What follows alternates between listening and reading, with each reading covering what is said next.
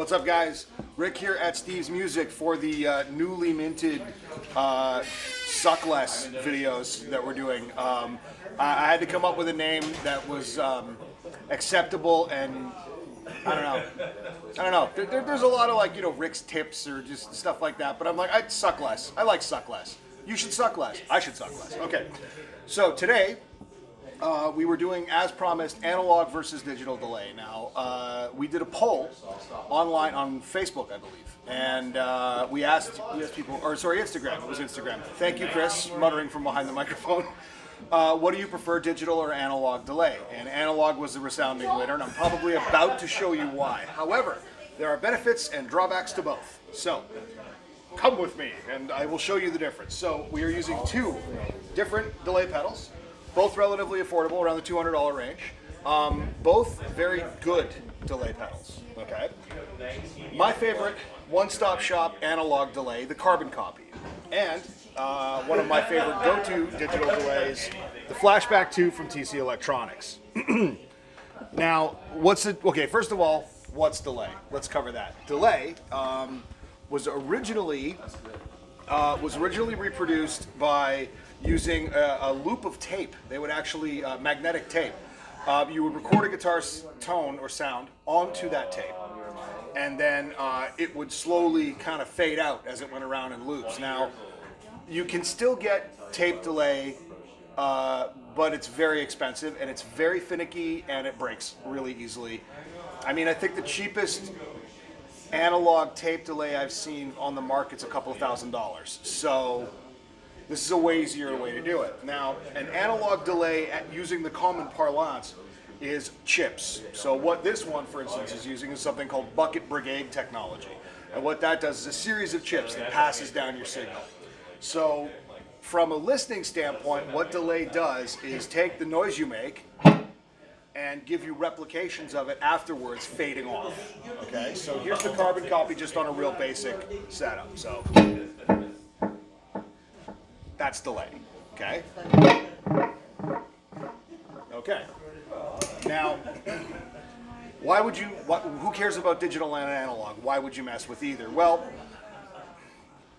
there's something about, much like I talked about in the tubes thing, there's something about analog circuitry that just sounds good. Now, there's nothing wrong with the sound of a digital delay. It's just they're a little too clean sounding for some people. However, they're extremely accurate because they're using software to replicate it. It's really not very difficult programming either, so you can get some really neat stuff out of them. So I'll take you for a spin of the Carbon Copy first, just so you can get a feel for the tone, right? So.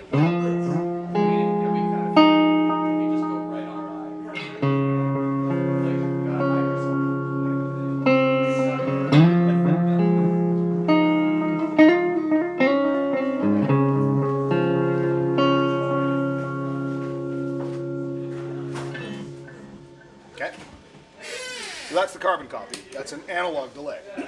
Now the Flashback. I've set it up very similarly to how the Carbon Copy is. So we'll just slow let's see, we'll drop the feedback a bit and we'll slow it down a tad. Okay.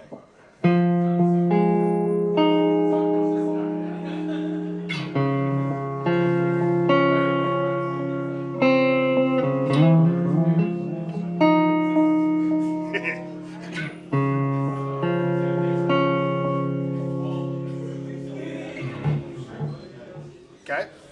Now, why would you care about the difference? Well, there's a couple of features that you will find on one that you won't find on the other. For instance, a digital delay is a lot more versatile. You're only going to really get one voice or one style of delay out of an analog circuit. The Carbon Copy has two. There's a mod switch that gives you kind of a chorusy effect, which I'm a big fan of. So same chord. Easy, big fella. I grabbed the wrong power supply and it's really pissed off.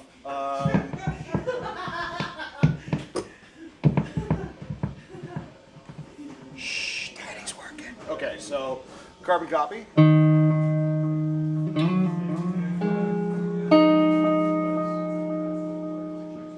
Carbon Copy with the mod switch.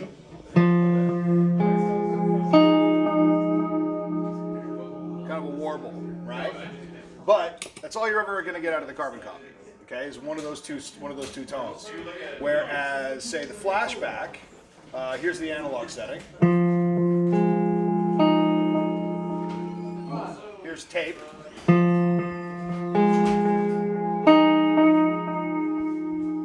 Dynamic.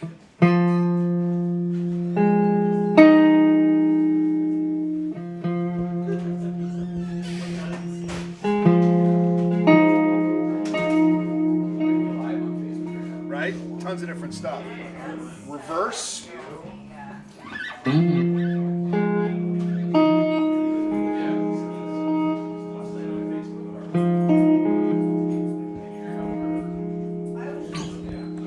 Plus, the flashback has a bunch of tone print stuff in it where you can load stuff straight through your guitar onto the pedal. The other feature is that you can set the tempo via tap, which means you can get an external switch, tap your foot, and tell it when you want the delays. You can't do that with an analog. You need analog with digital controls to do that, which starts getting expensive pretty quick. Now, so for versatility, digital's the way to go. Digital also gets longer delay times. For instance, here is the longest delay time you can get out of the carbon copy.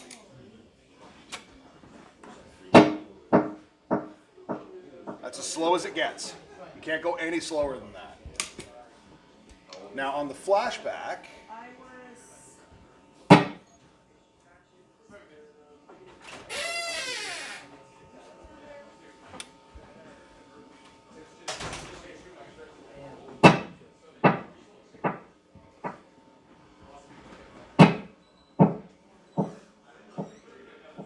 you get a much longer time.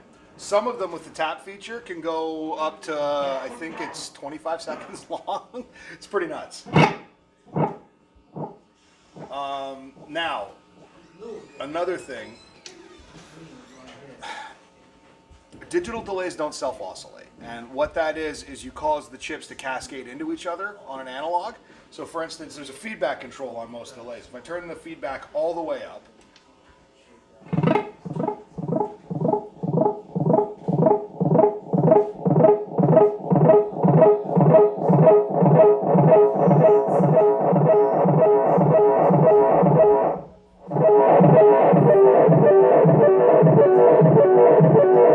it starts sounding really digital or artificial, right? The carbon copy, on the other hand, is using analog circuitry, so when it breaks up, it's got a way different sound.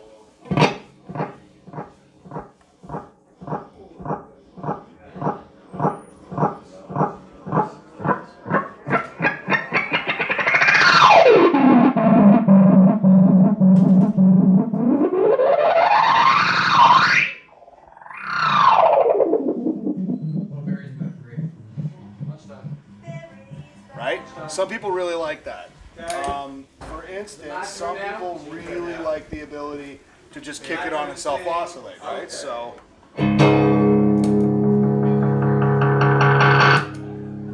right? Whereas the flashback dimed up the same way. Still got it in there. Hold on. Yeah, that'll sit there forever unless I unplug it. The carbon copy will let it go.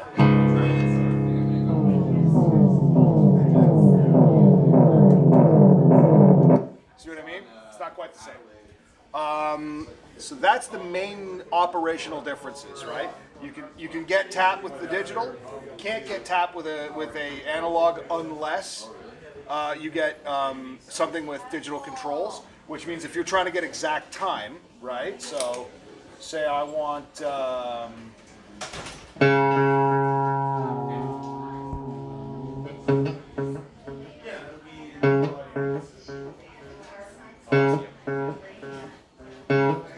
right? So I'll be, if I want to go